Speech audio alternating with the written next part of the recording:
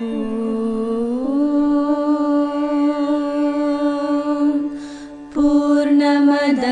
पूर्णमिदं पूर्णात् पूर्णमुदच्यते पूर्णस्य पूर्णमादाय पूर्णमेवावशिष्यते।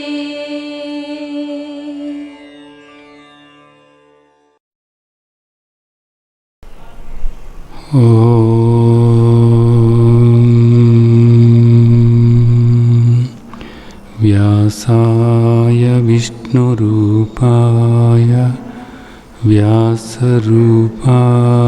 विष्णवे नमो वै ब्रह्मनिधये वासिष्ठाय नमो नमः। नमो नमः।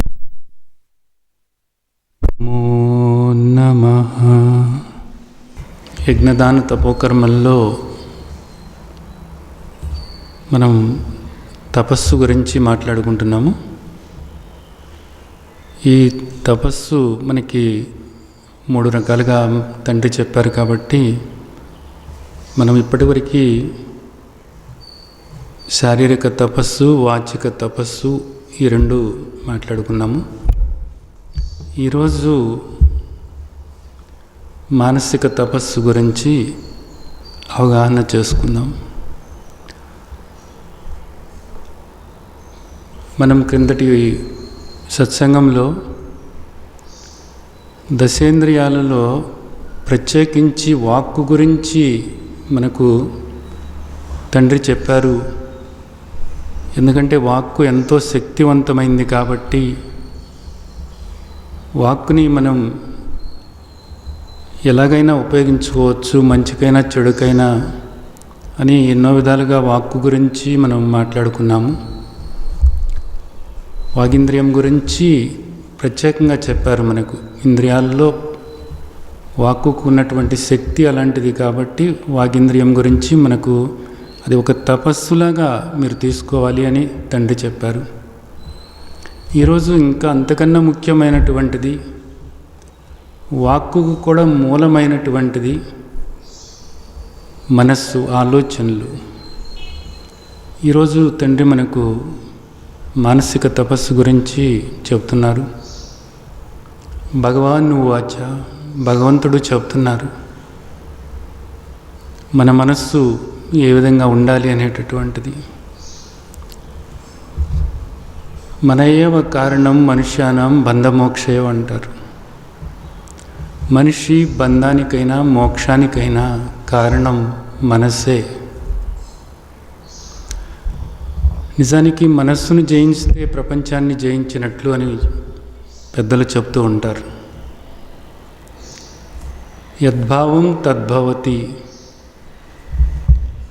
మనస్సులో నీవు ఏ భావాలు చేస్తూ ఉంటే అలాగే నువ్వు మారుతావు అనేటటువంటిది చెప్తున్నారు. యద్భావం తద్భవతి. మనకు పెద్దలు అనేక సార్లు చెప్తూ ఉంటారు, ఎందుకు అలాంటి ఆలోచనలు చేస్తావు, ఎందుకు అలాంటి మాటలు మాట్లాడతావు, పైన తదాస్తు దేవతలు ఉంటారు కదా అనేది చెప్తూ ఉంటారు. మనస్సు ఎంతో ముఖ్యమైనటువంటిది. మన ఆలోచనలు ఏవైతే ఉన్నాయో ఆ ఆలోచనలే వాక్కుగా మారుతున్నాయి, మన మాటలుగా మారుతున్నాయి. మన ఆలోచనలే మాటలుగా మారుతున్నాయి. అలాగే మాటలు చేతలుగా మారుతున్నాయి.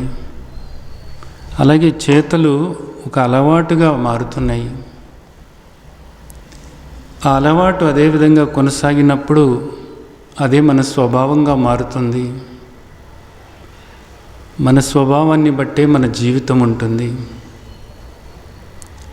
నా జీవితం ఈ విధంగా ఉంది, నాకు ఇన్ని కష్టాలు వస్తున్నాయి, ఇన్ని బాధలు కలుగుతున్నాయి, నా ముందు ఇన్ని సమస్యలు ఉన్నాయి అని అనేక మంది చెప్తూ ఉంటారు.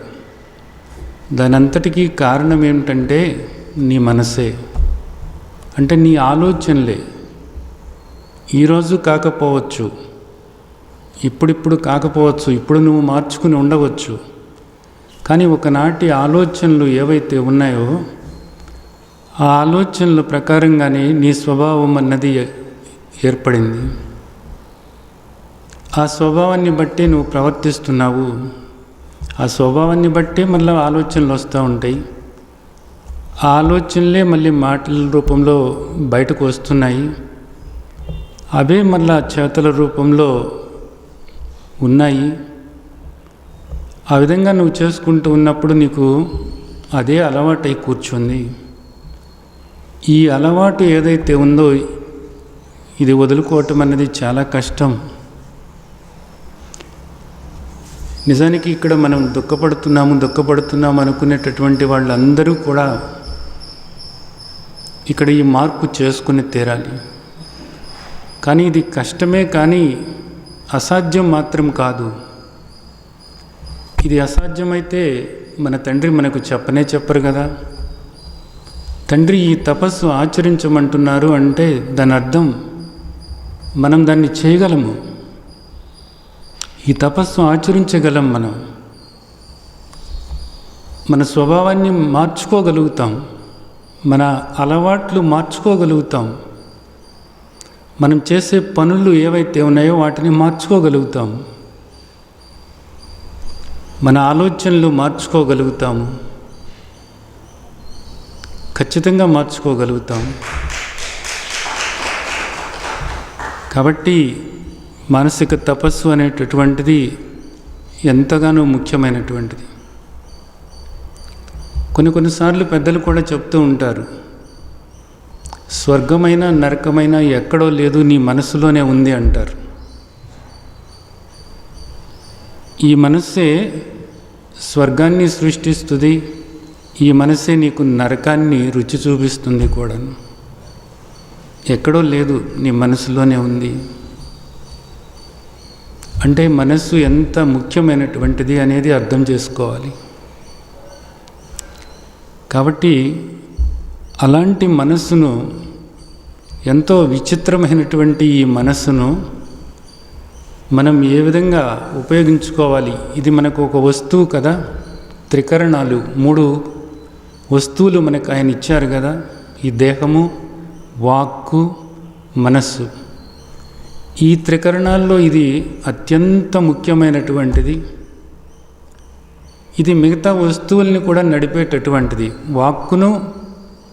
వాక్కుకు ఇదే కారణమవుతుంది, దేహం చేసే పనులకు ఇదే కారణమవుతుంది. అంటే ఈ వస్తువుని, ఈ త్రికరణాల్లోని మనస్సు అనేటటువంటి ఈ వస్తువుని మనం ఎంత జాగరూకతతో, ఎంత శ్రద్ధతో దీన్ని ఉపయోగించాలి అన్నది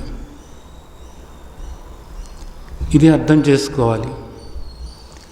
అందున మనం ఒక నిర్ణయం తీసుకున్నాం. మనం ఆ పరమాత్మను దర్శించుకోవాలి అనుకుంటున్నాము.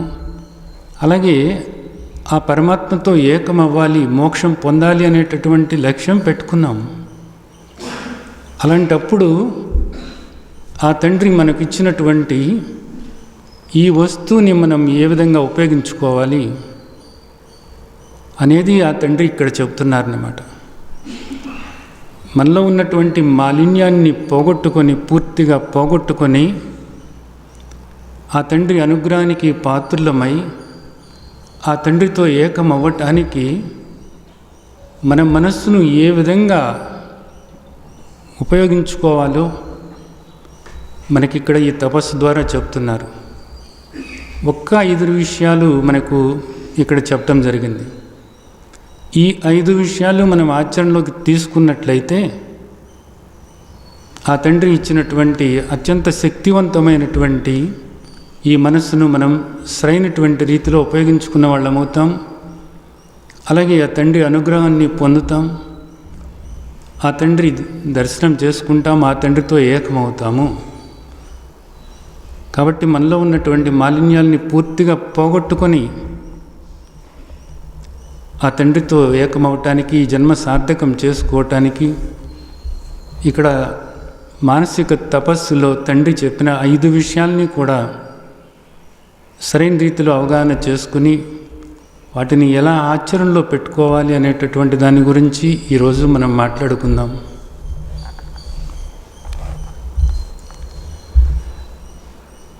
భగవాన్ వాచ, భగవంతుడు చెప్తున్నారు, మన ప్రసాద సౌమ్యత్వం మౌనమాత్మ వినిగ్రహ భావ సంశుద్ధిరిత్యే తత్తపో మానసముచ్యతే. మన ప్రసాద సౌమ్యత్వం మౌనం ఆత్మ వినిగ్రహ భావ సంశుద్ధి, ఈ విధంగా మనకు ఒక 5 విషయాలు చెప్పారన్నమాట. ఇది తపస్సు. ఈ 5 విషయాలు మనం ఆచరణలో పెట్టుకుంటే ఇది మానసిక తపస్సు అంతే. నిజానికి ఎంత తేలికైనటువంటి విషయం. మనం ఎక్కడికి వెళ్ళవసరం లేదు, ఏమి చేయవసరం లేదు, దేహంతో ఏ పని చేయవసరం లేదు, దేహంతో చేసేది కాదు ఈ తపస్సు.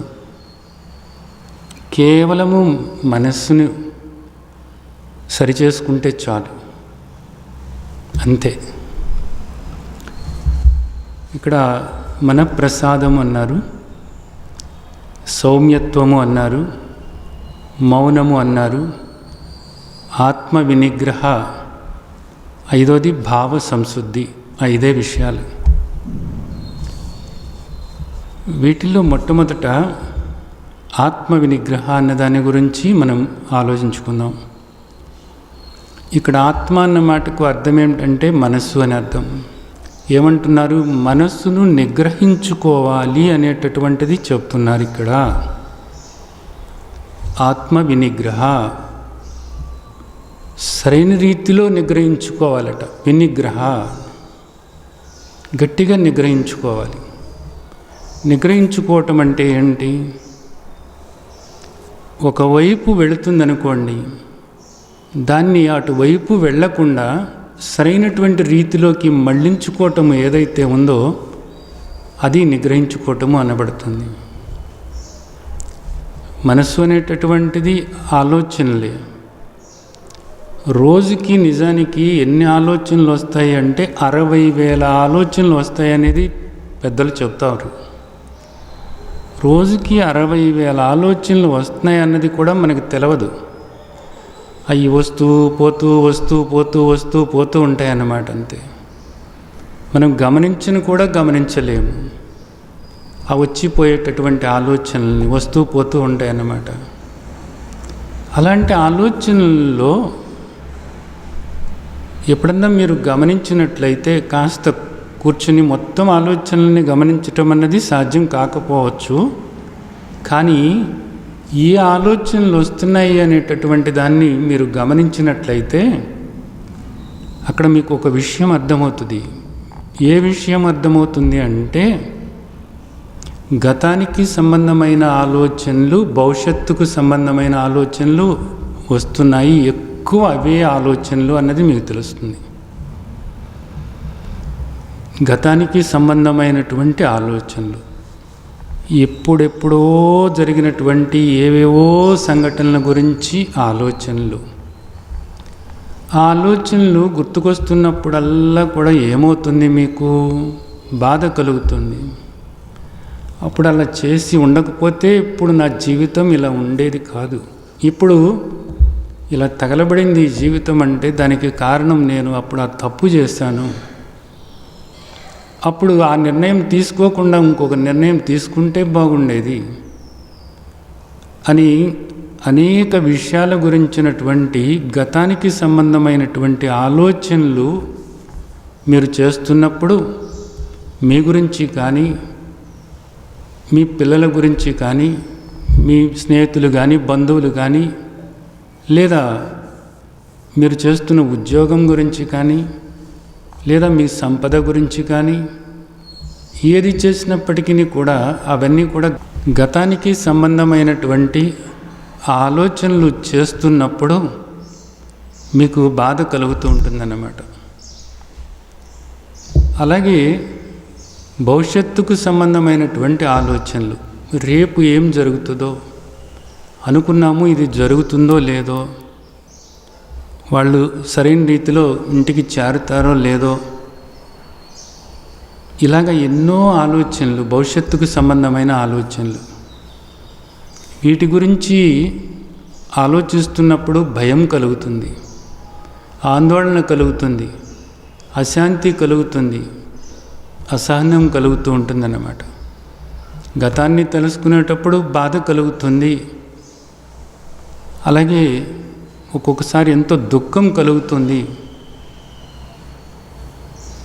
అలాగే గతాన్ని తెలుసుకున్నప్పుడు అంత బాధపడుతూ ఉండటం అన్నది అందరికీ అనుభవమే.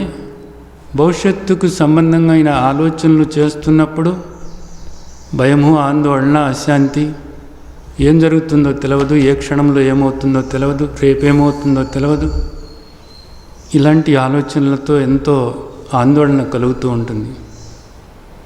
జీవితమంతా ఏమిటి అని చూసుకుంటే ఈ ఆలోచనలే, గతానికి సంబంధంగాను భవిష్యత్తుకు సంబంధంగాను ఈ ఆలోచనలే సాగుతూ సాగుతూ సాగుతూ ఉంటాయి అన్నమాట. అంతే. ఏంటి దీనివల్ల ప్రయోజనం? ఆలోచనలేమో రాక మానవు, వస్తానే ఉంటాయి, తప్పదు అవి. కానీ దాన్ని అలా వదిలిపెడితే మనసును ఏం చేస్తుంది? ఆ మనస్సు గతం తవ్వుతూ ఉంటుందన్నమాట. గతము అనేటటువంటిది ఎలాంటిదంటే పూడ్చిపెట్టినటువంటి శవం లాంటిది, లేదా తగలబెట్టినటువంటి శవం లాంటిది. ఈ తగలబెట్టినటువంటి శవం అది బూడిదైపోయింది కదా, ఆ బూడిదని పట్టుకుని ఎందుకు నువ్వు ఇంకా ఇక్కడ ప్రాకులాడుతూ ఉంటావు? దానివల్ల ఏమిటి నీకు ప్రయోజనం చెప్పు? కానీ అదే తలుసుకుంటూ అదే మళ్ళీ పక్కన వాళ్ళతో మాట్లాడుతూ బాధపడటం తప్ప ఇక్కడ బాగుకునేది ఏముంది చెప్పు? అలాగే భవిష్యత్తు అనేటటువంటిది నీ చేతిలో లేదు, రేపు ఏమవుతుందో తెలవదు, అసలు నువ్వే ఉంటావో లేదో కూడా తెలవదు కదా. అలాంటిది దాన్ని పట్టుకుని అలాడుతా, భయపడుతూ, ఆందోళన పడుతూ మళ్ళీ ఇక్కడ బాధపడుతూనే ఉంటావు. కాబట్టి ఇప్పుడు ఇక్కడ ఏం చేయాలి? ఆ మనసును అలా వదిలిపెట్టేసేయటమేనా? ఇంకా మనం ఏం చేయలేమా అంటే, మనకు శాస్త్రం ఏం చెబుతుంది అంటే, నీ దృష్టి ఇప్పుడు భగవంతుడు ఏదైతే చెప్పారో దాని మీద లగ్నం చెయ్యి అని చెప్తున్నారు. మచ్చిత్త సతతం భవ. నీ మనసు ఎప్పుడూ కూడా నా బోధ మీద లగ్నం చెయ్యి అనేది చెప్తున్నారు ఆయన. మచ్చిత్త సతతం భవ అంటే అక్కడ అర్థం ఏమిటి? భగవంతుడి మీద నీ చిత్తాన్ని లగ్నం చేయటం అంటే, నీ ఆలోచనలు భగవంతుడి మీద లగ్నం చేయటం అంటే, భగవంతుడు చెప్పినటువంటి బోధ ఏదైతే ఉందో బోధ భగవంతుడు వేరు కాదు. భగవద్గీత భగవంతుడు వేరు కాదు, ఆయన బోధ ఆయనకు వేరు కాదు కదా. కాబట్టి ఏం చేయాలి? నువ్వు ఆయన ఏదైతే చెప్పారో దాని గురించి నువ్వు ఆలోచించుకోవటం అన్న దాన్ని అలవాటు చేసుకుంటే, ఇప్పటివరకు నీకు ఏ అలవాటు ఉంది? గతం గురించో భవిష్యత్తు గురించో ఆలోచిస్తూ బాధపడుతూ భయపడుతూ ఉండే అలవాటు ఉంది. అలా నీకు ఆ స్వభావం ఏర్పడిపోయింది. ఇప్పుడు అలా కాదు. భగవంతుడు నిన్ను ఏ విధంగా ఉండమని చెప్పారో, ఆయన చెప్పినటువంటి ఆ బోధ ఏదైతే ఉందో ఆ బోధ గురించి నువ్వు ఆలోచించుకుంటున్నావు అనుకో, నెమ్మదిగా నీ మనసుకు అలవాటైపోతుంది అన్నమాట. నెమ్మదిగా నీ మనసుకు అలవాటైపోతే అప్పుడు నీకు బాధ ఉండదు, భయము ఉండదు. భగవంతుడు కదా చెప్తున్నారు. భగవంతుడు చెప్పేటటువంటి దాన్ని మననం చేసుకుంటూ ఉన్నప్పుడు, భగవంతుడు చెప్పేదాన్ని శ్రవణం చేసుకుంటూ మననం చేసుకుంటూ ఉన్నప్పుడు బాధ ఏముంటుంది, భయం ఏముంటుంది? అలా కాకుండా వాళ్ళు చెప్పారు, వీళ్ళు చెప్పారు, అప్పుడు వాళ్ళు అలా అన్నారు, ఇప్పుడు వీళ్ళు ఇలా అన్నారు, రేపు వీళ్ళు ఏం చేయబోతున్నారు, వీళ్ళు నా నెత్తికి ఏం తెస్తారు, అబ్బా ఇవన్నీ నెత్తిని వేసుకుని ఎంత బాధపడుతున్నావు నువ్వు? కాస్త అవి వదిలిపెట్టి భగవంతుడు ఏం చెప్పారు అనేటటువంటి దాని మీద నువ్వు మనసు లగ్నం చేసి భగవంతుడికి దగ్గర అవటానికి నువ్వు ప్రయత్నం చేస్తూ భగవంతుడి బోధ అలవాటు చేసినట్లయితే నీ మనసులో ఎప్పుడు అవే ఆలోచనలు కదలాడుతూ ఉంటాయి. ఆ బోధ నీకు ఎప్పుడు వినపడుతూనే ఉంటుంది కదా, ఆ బోధ నిన్ను నడుపుతూ ఉంటుంది కదా. ఆయన చెప్పినట్టు నడుచుకున్నప్పుడు నీకు ఇంకా బాధ లేదు, భయం లేదు కదా. అందుకు గుర్తుంచుకోవాలి, మానసిక తపస్సులో మన మనస్సును నిగ్రహించుకోవాలి అంటే దేని మీద కంటే దాని మీదకు విచ్చలవిడిగా పోయి ఆలోచిస్తూ మనకు బాధ కలిగించకుండా ఉండాలి అంటే ఆ మనస్సును భగవంతుని బోధ మీద లగ్నమయ్యేలాగా చేయాలి. ఇది మొట్టమొదట అర్థం చేసుకోవాల్సినటువంటి విషయం. సరే, తర్వాత ఏమన్నారు ఆయన తండ్రి? భావ సంశుద్ధి అన్నారు. భావ సంశుద్ధి అంటే ఏంటంటే, ఇక్కడ భావము అన్నప్పుడు ఏంటంటే లోపల ఉన్నటువంటి భావం అంటే ఫీలింగ్ అంటారు చూడండి మీరు. అంటే ఒక్కొక్కసారి మీకు ఈర్ష్య కలుగుతూ ఉంటుంది. ఈర్ష్య అనేటటువంటిది ఆలోచన కాదు, అది అసూయ అన్నది ఆలోచన కాదు, కోపం అన్నది ఆలోచన కాదు. ఇవన్నీ కూడా లోపల కదులుతూ ఉన్నప్పుడు దానంత మాలిన్యం అనేటటువంటిది ఇంకొకటి లేనే లేదు. ఎదటి వాళ్ళ పట్ల సులకన భావన, ఎదటి వాళ్ళని అసహించుకోవటము, ఎదటి వాళ్ళని ద్వేషించటము, కోపగించుకోవటము, శత్రుభావన, ఈర్ష్య, అసూయ, అసహ్యం, ఇవన్నీ కూడా భావాలు అనబడుతున్నాయి. ఆలోచనలు వేరు, భావాలు వేరు. ఇక్కడ ఇందాక ఆత్మ వినిగ్రహ అన్నప్పుడు ఆలోచనల గురించి మనం మాట్లాడుకున్నాం. ఇక్కడ భావ సంశుద్ధి అంటున్నారన్నమాట. మన భావాలు ఇంత మాలిన్యం పేరుకుపోతే ఇంకా మనం తండ్రి అనుగ్రహం ఎలా పొందుతాము, తండ్రితో ఏకం ఎలా అవుతాము, ఆయన దర్శనం ఎలా అవుతుంది మనకు? అందుకే యజ్ఞదాన తపో కర్మన త్యాజ్యం కార్యమేవతత్ యజ్ఞో దానం తపస్సేవ పావనాని మనిషిని అన్నారు. ఇదిగో ఇవి ఆచరించురా బాబు, నువ్వు ఇది ఆచరిస్తే నువ్వు పవిత్రురాలు అవుతావురా అమ్మా అని చెప్తున్నారు తండ్రి. నీ భావాలు శుద్ధంగా అట్టిపెట్టుకో.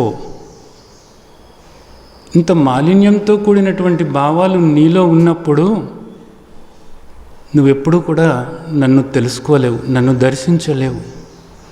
నీ మనసు ఎప్పుడు కూడా నిర్మలంగా ఉండదన్నమాట.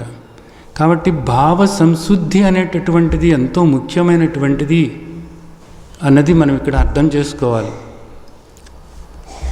ఆలోచనలైనా కానీ మనం గుర్తించటానికి కష్టం అవుతుంది. ఎందుకంటే ఆలోచనలు 60,000 ఆలోచనలు అంటారు, వచ్చిపోతూ ఉంటే వాటిని గుర్తించటం కష్టం. కానీ భావాలను మాత్రం గుర్తించగలుగుతారు. బాగా గుర్తుంచుకోండి ఈ విషయం. అంటే ఇప్పుడు నాకు ఏ భావన కలుగుతుంది, ఏ ఫీలింగ్ కలుగుతుంది, నాకు ఎమోషన్స్ అంటారు, ఫీలింగ్స్ అంటారు కదా ఇంగ్లీష్లో అయితే. వీటిని ఏ భావం కలుగుతుంది నాకు, ఏ ఆలోచన కాదు.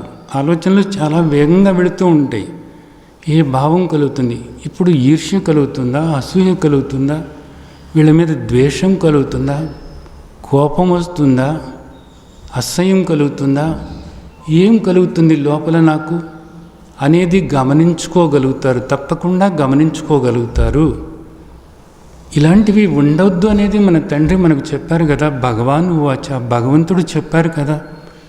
కాబట్టి ఇలాంటివి ఎప్పుడు కూడా ఉండకూడదు మనకు అనేది ఆ విధంగా గమనించుకుంటూ ఉన్నప్పుడు మీలో ఎంత మురికి ఉంది, ఎంత మాలిన్యం ఉంది అనేది మీకు అర్థమవుతుంది.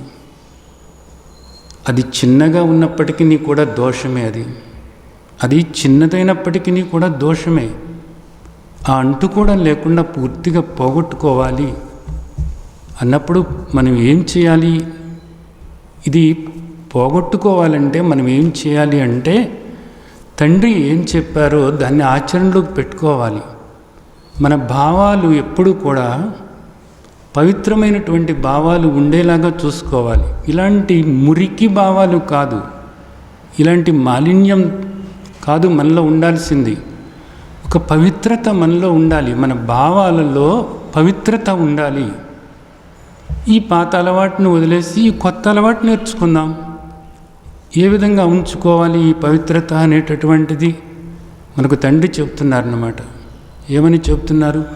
అందరి పట్ల ప్రేమతో ఉండమంటున్నారు. మైత్రి, కరుణ అని చెప్తున్నారు. అలాగే ప్రేమ అని చెప్తున్నారు. అలాగే ఇక్కడ అందరూ కూడా సుఖంగా శాంతిగా ఉండాలని, లోకా సమస్త సుఖినో భవంతు. అందరూ నా తండ్రి బిడ్డలే కదా, ఇక్కడ అందరూ కూడా సుఖంగా శాంతిగా ఉండాలి అనే భావన ఎప్పుడూ కూడా లోకా సమస్త సుఖినో భవంతు. వాళ్ళు బాగుపడ్డారంటే మంచిది, నా తండ్రి బిడ్డలు కాస్త బాగుపడ్డారా, సంతోషం. వాళ్లకు మంచి ఉద్యోగం వచ్చింది, బా ఎంత మంచి ఆనందకరమైనటువంటి వార్త, నా తండ్రి బిడ్డలే కదా, కాస్త వాళ్ళ పిల్లాడికి మంచి ఉద్యోగం వచ్చి వాళ్ళు సంతోషంగా ఉన్నారా, చాలా సంతోషం. ఇలాగ ప్రతి దానికి కూడా వాళ్ళు ఏదో మంచి వస్తువు కొనుక్కున్నారు, చాలా ఖరీదైన వస్తువు కొనుక్కున్నారు, చాలా మంచిది, చాలా సంతోషం. నా తండ్రి బిడ్డలు కాస్త ఆ వస్తువు కొనుక్కొని వాళ్ళు సుఖపడుతున్నారు అంటే నాకు ఎంత సంతోషం. ఈ విధంగా మన ఆలోచనలు మార్చుకున్నట్లయితే మాలిన్యం అనేటటువంటిది మన దరికి కూడా రానే రాదు. లోకా సమస్త సుఖినో భవంతు. అందరి పట్ల కూడా ప్రేమ, అందరి పట్ల కూడా ప్రేమ. హద్దులతో కూడినటువంటి ప్రేమ కాదు, అది ఎల్లలతో కూడినటువంటి ప్రేమ కాదు. ఎందుకోసమంటే అందరూ నా తండ్రి బిడ్డలే కాబట్టి అందరి పట్ల ప్రేమ, అందరూ బాగుండాలి. లోకా సమస్త సుఖినో భవంతు, లోకా సమస్త సుఖినో భవంతు. ఇది నా స్వభావంగా మారిపోవాలి. నా స్వభావంగా మారిపోయినట్లయితే ఇంకెప్పుడు కూడా నా ఈ మాలిన్యం ఏదైతే ఉందో ఇలాంటి మాలిన్యం నన్ను అంటదు. కాబట్టి లోకా సమస్త సుఖినో భవంతు, లోకా సమస్త సుఖినో భవంతు. అందరూ శాంతిగా ఉండాలి. సర్వేషాం స్వస్తిర్భవతు, సర్వేషాం శాంతిర్భవతు, సర్వేషాం పూర్ణం భవతు, సర్వేషాం మంగళం భవతు. లోకా సమస్త సుఖినో భవంతు. ఓం శాంతి శాంతి శాంతి. ఈ శాంతి ప్రార్థన ఎప్పుడు కూడా తరచుగా గుర్తు చేసుకుంటూ ఉంటే, అందరి పట్ల కూడా మనం ప్రేమతో ఉండాలి అనేది గుర్తు చేసుకుంటూ ఉంటే, అందరి పట్ల కరుణతో ఉండాలి అనేది గుర్తు చేసుకుంటూ ఉంటే, నువ్వేదో చేతులతో చేయలేకపోయినా కానీ లోపలైనా సరే వాళ్ళు శాంతిగా ఉండాలి, లోక సమస్త సుఖినో భవంతు అని నువ్వు అలా అనుకుంటూ ఉంటే సంతోషంతో అనుకోవాలి, ఒక ఉద్వేగంతో అనుకోవాలి, పెదాలతో కాదు, హృదయపూర్వకంగా. భావం అంటే అది లోపల నుంచి వచ్చేటటువంటిది భావం, పెదాలతో కేవలము వచ్చేటటువంటి వాక్కు కాదు, అలాగా లోపల నుంచి రావాలి ఒక భావన. నువ్వు బయటికి అనకపోయినా సరే లోపల నీ హృదయంలో అందరూ సుఖంగా శాంతిగా ఉండాలి అనేటటువంటిది ఎప్పుడు కూడా అలాగా నీ హృదయ స్పందనలాగా మారాలి. మారినప్పుడు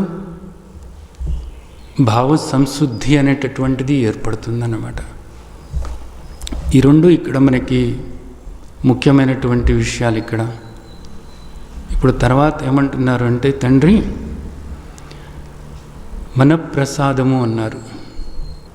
మనస్సు ప్రశాంతంగా ఉండాలన్నమాట, మానసిక ప్రశాంతత. ఇక్కడ మానసిక ప్రశాంతత అనేటటువంటిది అందరికీ కూడా కరువైపోయి కూర్చుందన్నమాట. ఎలా వస్తుంది మానసిక ప్రశాంతత?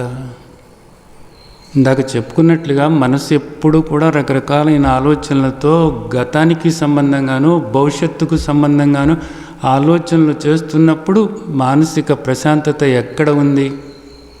వెనక్కి వెళితేనేమో బాధ, ముందుకు వెళితేనేమో భయము, ఆందోళన, అశాంతి. ఏ క్షణంలో ఏదొచ్చి మీద పడుతుందో తెలవదు. ఇంకా ప్రశాంతత ఎక్కడిది? ఈరోజు అనేక మంది గుళ్ళకు వెళుతూ ఉంటారు. ఎందుకు అంటే కాసేపు ఏదో ప్రశాంతంగా ఉంటుంది దేవుడి దగ్గర కూర్చుంటే అని. నిజంగా ప్రశాంతంగా ఉందా? అక్కడికి వెళ్ళిన తర్వాత కూడా మళ్ళీ అవి ఇవి ఆలోచిస్తూనే ఉంటారు. అక్కడికి వెళ్ళిన తర్వాత కూడా తప్పులు ఎత్తుతూనే ఉంటారు. అలాగే గతంలో గుళ్ళకి ఇప్పుడు ఉన్నటికి పోల్చుకుంటూ ఉంటారు. అక్కడ ఎన్నో తప్పులు కనపడుతూ ఉంటాయి, వాటిని మాట్లాడుకుంటూ ఉంటారు లేదా ఆలోచిస్తూ ఉంటారు. మళ్ళీ గతం గుర్తుకొస్తూనే ఉంటుంది. ఇంకెక్కడి ప్రశాంతత? సరే కాసేపు పోనీ ప్రశాంతత వచ్చిందే అనుకుందాము. అది ఎంతసేపు ఉంటుంది? నువ్వు గుళ్ళోంచి బయటకు వచ్చిన తర్వాత మళ్ళా నీకు మొదలే కదా ఇది. ఎక్కడుంది ప్రశాంతత? లేనే లేదు. ఈరోజు నాకు శాంతి కావాలి, శాంతి కావాలి అంటున్నారు. ఎంతో ఎంతో ధనవంతులు కూడా అన్నమాట. ఎన్ని చేసినప్పటికీ నాకు శాంతి లేదు, శాంతి కరువై ఏడుస్తున్నాను, నాకు అన్నీ ఉన్నాయి, శాంతి మాత్రం లేదు. నిద్ర కూడా పట్టడం లేదు. నిద్ర పోవాలంటే ప్రతిరోజు మందులు మింగాలి, నిద్ర పోవాలంటే ప్రతిరోజు కూడా తాగాలి, అయినా నిద్ర పట్టదు. అశాంతితో ఇక్కడ అలమటిస్తూనే ఉన్నాము. మనశ్శాంతి కరువైపోయింది. ఇదే చెబుతూ ఉంటారు. మనసు శాంతిగా ఉండాలంటే మనసులో ఎలాంటి ఆలోచనలు ఉండాలి? మనసు ఎంత నిర్మలంగా ఉండాలి? భావ సంశుద్ధి వల్ల నిర్మలత్వం ఏర్పడుతుంది. అలాగే భగవంతుడు ఏదైతే చెప్పారో దాన్ని ఆలోచిస్తున్నప్పుడు మనసు ప్రశాంతంగా ఉంటుంది. అప్పుడు నీకు మానసిక ప్రశాంతత వస్తుంది. మన ప్రసాద అన్నారు ఆయన. అప్పుడు అది ప్రసాదం అంటే. ప్రసాదం అని చెప్పేసి మనం గుళ్ళోకి వెళ్ళి దేవుడు ప్రసాదం మనకు అందింది అందింది అంటాం. యథార్థమైనటువంటి ప్రసాదం ఏది అంటే మనశ్శాంతి, నిండైన మనశ్శాంతి, తొణకనటువంటి మనశ్శాంతి. అలాంటి మనశ్శాంతి ఏదైతే ఉందో, ఆ మానసిక ప్రశాంతత ఏదైతే ఉందో అది ప్రసాదం అనబడుతుంది. గుళ్ళకెళ్ళినప్పుడు ప్రసాదం తీసుకుని కాసేపు అక్కడ కూర్చో అంటారు. కూర్చున్నప్పుడు ఏం చేయాలి? నువ్వు కూర్చున్నప్పుడు ఏం చేయాలంటే భగవంతుడిని స్మరించుకుంటూ ఉండాలి. భగవంతుడిని స్మరించుకోవటం అంటే భగవంతుడు నీకు ఏదైతే చెప్పారో దాన్ని స్మరించుకుంటూ ఉండాలి. అలాగే అక్కడికి వచ్చిన వాళ్ళందరినీ చూస్తూ అందరూ నా తండ్రి బిడ్డలే కదా, ఈ ఆలయానికి వచ్చారు కదా, లోకా సమస్త సుఖినో భవంతు, వీళ్ళందరూ కూడా చల్లగా ఉండాలి, వీళ్ళందరూ తండ్రి అనుగ్రహానికి పాత్రులై వీళ్ళందరూ కూడా హాయిగా ఆనందంగా శాంతిగా ఉండాలి అని నువ్వు అనుకుంటూ ఉంటే నీ మనసు అప్పుడు నిర్మలంగా ఉంటుంది. అలాగే నీ ఆలోచనలన్నీ కూడా భగవంతుడు ఏం చెప్పారు అనేటటువంటి దాని మీద లగ్నమై ఆ తండ్రి బోధలతో నువ్వు ఎంతో ఆనందపడుతూ ఉంటావు. ఆ బోధలు గుర్తు చేసుకుంటూ ఎంతో ఆనందం పొందుతావు. నువ్వు భావాలు శుద్ధి, భావ సంశుద్ధి ఏర్పడుతుంది. మనసును నీకు దుఃఖాన్ని కలిగించేసి మాలిన్యంతో కూడినటువంటి ఆలోచనల నుండి భగవంతుని యొక్క బోధ మీదకు ఆలోచనలు మళ్లించుకుంటే అప్పుడు ఎంతో హాయిగా ఆనందంగా శాంతిగా ఉండగలుగుతాను. అది ప్రసాదం అంటే. ఆ యథార్థమైనటువంటి ప్రసాదాన్ని ఆస్వాదిస్తూ అప్పుడు అక్కడ గుళ్ళో పెట్టినటువంటి దాన్ని నువ్వు రుచి చూస్తూ ఉంటే దాని రుచే వేరు. అది యథార్థమైనటువంటి ప్రసాదం అంటే. అలాంటి ప్రసాదం నువ్వు పొందాలి అని తండ్రి చెప్తున్నారు. ఇది తపస్సు, ఇది నువ్వు పొందాలి, ఇది నువ్వు పొందాలి. తర్వాత సౌమ్యత్వం, ఇవన్నీ కూడా మనం లోపల శుభ్రత గురించి మనం ఆలోచించుకున్నాం. ఇక్కడ ఏమంటున్నారంటే సౌమ్యత్వం అన్నారనమాట. కొన్ని విషయాల గురించి మనం ఆలోచించాల్సి వస్తుంది, కొందరు వ్యక్తుల గురించి ఆలోచించాల్సి వస్తుంది. ఎందుకంటే ఆలోచించక తప్పదు కదా. ఎప్పుడు కూడా బోధే కదా, బోధే మనం ఆలోచించం కదా. మన చుట్టూత మనకు సంబంధమైనటువంటి విషయాలు ఎన్నో ఉన్నాయి, అలాగే వ్యక్తులు ఉన్నారు, మనం చేయాల్సిన పనులు ఉన్నాయి, మన ధర్మాలు ఉన్నాయి కదా, వాటి గురించి మనం ఆలోచించాలి కదా. ఇలా ఆలోచిస్తున్నప్పుడు నీ ఆలోచనలు ఎలా ఉన్నాయి అన్నదాన్ని చూసుకోవాలి. ఏది ఈ బాహ్యమైనటువంటి జీవితానికి సంబంధమైనటువంటి ఆలోచనలు ఏ విధంగా ఉన్నాయి అనేది గమనించుకోవాలి. తండ్రి ఏమంటున్నారు? సౌమ్యంగా ఉండాలి అంటున్నారు. సౌమ్యంగా ఉండాలట అంటే కఠినమైనటువంటి ఆలోచనలు ఉండకూడదు, కర్కశమైనటువంటి ఆలోచనలు ఉండకూడదు, క్రూరమైనటువంటి ఆలోచనలు ఉండకూడదు. గుర్తుంచుకోవాల్సినటువంటి విషయం. ఆలోచనలు కొందరు మాటలు క్రూరంగా ఉంటాయన్నమాట. చాలా కఠినంగా మాట్లాడతారు, మనకు గుచ్చుకున్నట్లుగా ఉంటుందన్నమాట. మాటలు కాబట్టి మనకు అర్థమవుతుంది, అబ్బా వీడి మాటలు ఇంత కఠినంగా ఉంటాయే, ఎందుకంత బాధ కలిగించేలాగా కత్తి పెట్టి పొడిసినట్లుగా మాట్లాడతాడే అని మనకు అనిపిస్తుంది. ఆ మాటలకు వెనకాల వాడి ఆలోచనలు కూడా ఇలాగే ఉన్నాయి. ఆలోచనలు అలా ఉన్నాయి కాబట్టే మాటలు ఇలా వస్తున్నాయి. తండ్రి ఇక్కడ ఆలోచన దగ్గరే మార్పు చేసుకోమంటున్నారు. ఇది తపస్సు. భగవాన్ వాచ, భగవంతుడు చెప్తున్నారు. ఆలోచన దగ్గరే మార్పు చేసుకోమని చెప్తున్నారు. సౌమ్యం అంటున్నారు అన్నమాట.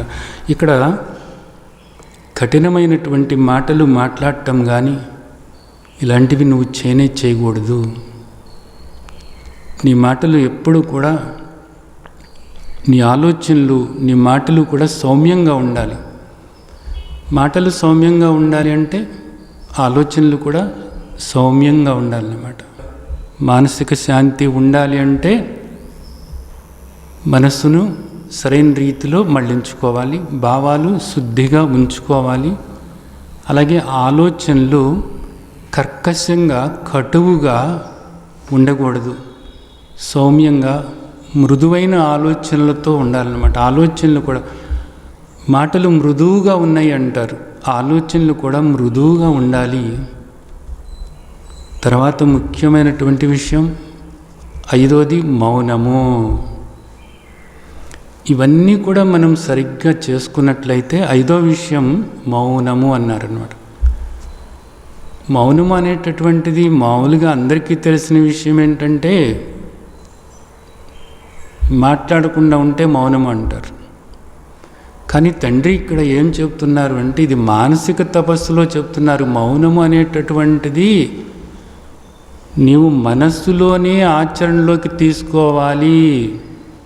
మనస్సులో మౌనం లేనప్పుడు నేను నోరు మూసుకున్నాను, మౌన దీక్ష ఆచరిస్తున్నాను, నేను మాట్లాడను అంటే దానివల్ల ఏం ప్రయోజనమేమి లేదు. మౌనం అన్నది మనస్సులో నువ్వు అభ్యాసం చేయాలి. ఇది తపస్సు. మనస్సు మౌనంతో నిండిపోయి ఉండాలన్నమాట. మనస్సు మౌనంగా ఉండాలన్నమాట.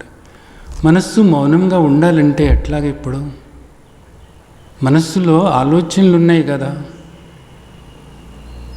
ఈ ఆలోచనలు, రకరకాల ఆలోచనలు వస్తూ పోతూ ఉన్నప్పుడు మనస్సు ఎక్కడ మౌనంతో ఉంది? మనసులో పెద్ద రణగుణ ధ్వని, రకరకాల ఆలోచనలతో కూడినటువంటి ఓ పెద్ద రణగుణ ధ్వని వినపడుతుంటే మనసు ఎలా మౌనంగా ఉంటుంది? ఇది ఎలా సాధించాలి? ఇది తపస్సులాగా చెప్పారు కదా తండ్రి అన్నప్పుడు ఇక్కడ సాధన చేయాలి. ఏ విధంగా చేయాలి? ఆలోచనలు వస్తూ పోతూ ఉంటాయి, వాటిని మనం ఆపలేము. భావాలనైతే కాస్త ఒక అలవాటు చేసుకుని ఆ భావాలు మలినంతో కూడినటువంటి భావాలు, ఈర్ష్య, అసూయ, ద్వేషాలు లాంటివి వదిలేసి కాస్త పవిత్రమైనటువంటి భావాలతో, అందరి పట్ల కరుణతో, అందరి పట్ల దయతో, ప్రేమతో కూడినటువంటి భావాలు ఏర్పరచుకుని ఆ విధంగా ఉండగలము. కానీ ఆలోచనలు మన అదుపులో ఉండవు కదా, ఇప్పుడు ఏం చేయాలి అనేటటువంటిది. దానికి ఇక్కడ ఒక సాధనలాగా మీకు నేను చెప్తున్నాను. మీరు కూర్చుని అభ్యాసం చేయండి. మీ ఆలోచనలు ఎలా ఉన్నాయి అన్నదాన్ని మీరు గమనించటం మొదలుపెట్టేట్లయితే ఆలోచనలు వాటంతటా అవే ఆగిపోతూ ఉంటాయి అన్నమాట. మీరు గమనిస్తూ ఉండండి, కూర్చుని ఏం చేయవసరం లేదు. కూర్చుని హాయిగా ఆలోచనలు వస్తున్నాయి అనేది మీకు తెలుస్తుంది కదా. ఆలోచనలు వస్తున్నాయి అన్నది తెలిసినప్పుడు కూర్చుని ఊరికే అలాగా గమనిస్తూ ఉండండి అన్నమాట. అలాగే వాటిలో మంచి ఆలోచనలు రావచ్చు, చెడ్డ ఆలోచనలు రావచ్చు.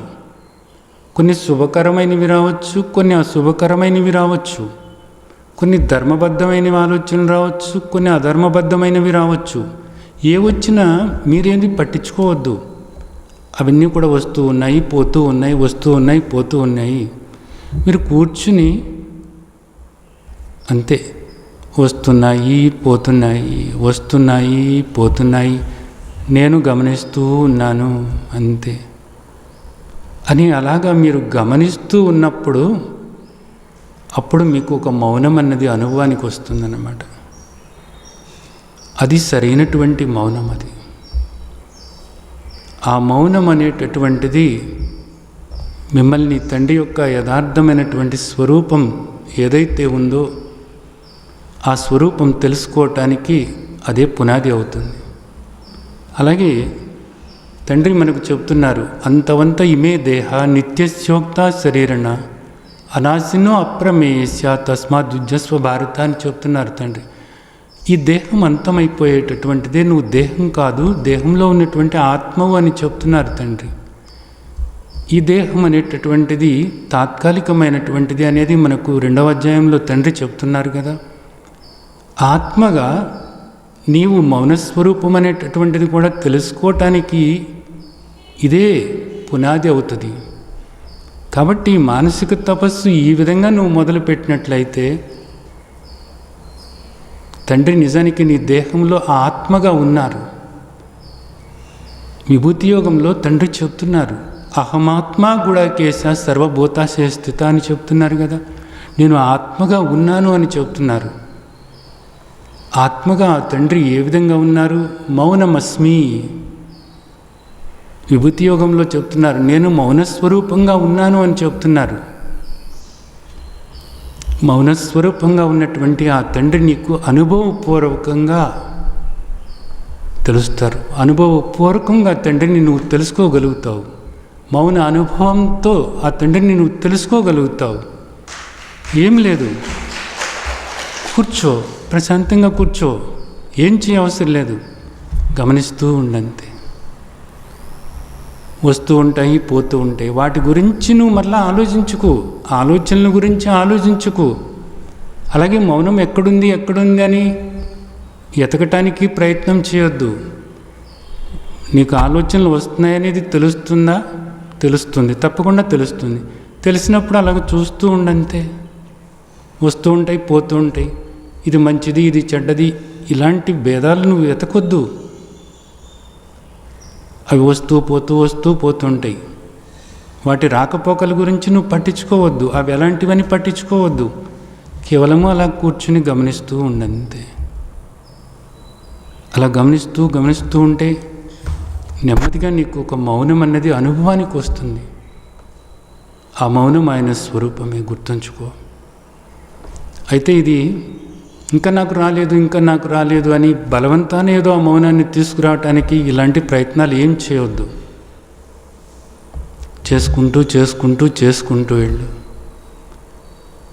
నీలో ఎప్పుడు ఏ మార్పు రావాలో, ఎలాంటి మార్పు రావాలో, ఎప్పుడు నీకు ఏది అనుభవం అవ్వాలో అది ఆ తండ్రి చూసుకుంటారు. ఆ తండ్రికి వదిలిపెట్టు.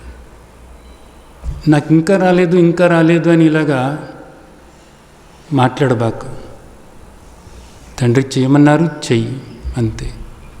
మానసిక తపస్సు, ఈ తపస్సు ఆచరణలో పెట్టమన్నారు తండ్రి, ఆచరిస్తున్నామంతే. ఇంకంతే. అది ఆయనకు వదిలిపెట్టు. ఆ ఫలము అన్నది ఆయనకు వదిలిపెట్టు. ఆయన ఎప్పుడు ఏది ఇవ్వాలో అది ఇస్తారంతే. దీన్ని అర్థం చేసుకుని మీరందరూ కూడా ఇంతటి మహత్తరమైనటువంటి ఈ మానసిక తపస్సు ఆచరించి మౌనస్వరూపంగా ఆ తండ్రిని మీ దేహంలోనే అనుభవానికి తెచ్చుకుని అంతటి మహత్తరమైనటువంటి ఆ దివ్య అనుభవాన్ని ఇంకా స్థిరపరచుకోవాలని ఆశిస్తూ ఆ విధంగా ఆశీర్వదిస్తున్నాను. జై సచ్చిదానంద్.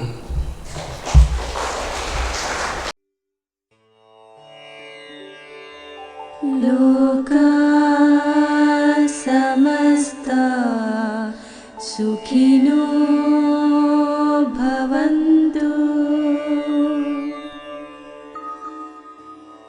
లోకా సమస్తా సుఖినో భవంతు. లోకా సమస్తా సుఖినో భవంతు.